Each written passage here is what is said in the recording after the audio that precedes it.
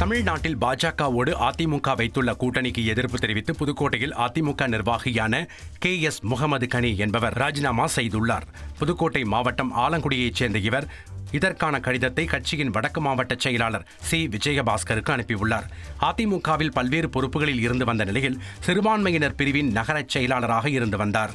தமிழ்நாட்டுக்கு நிதி ஒதுக்காமை, தமிழக வளர்ச்சிக்கு எதிராக பல்வேறு சட்டங்களை கொண்டு வந்த பாஜகவோடு அதிமுக கூட்டணி வைத்ததில் தனக்கு உடன்பாடு இல்லை என தனது ராஜினாமா கடிதத்தில் அவர் குறிப்பிட்டுள்ளார்.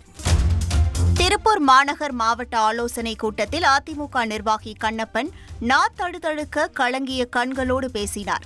பாஜகவுடன் கூட்டணி வைத்தது வருத்தமாக இருந்தாலும் இயக்கத்தை காப்பாற்ற வேண்டிய கடமை நமக்கு இருப்பதாகவும் நிர்பந்தம் காரணமாக கூட்டணி அமைந்துள்ளதாகவும் உருக்கமாக பேசினார்.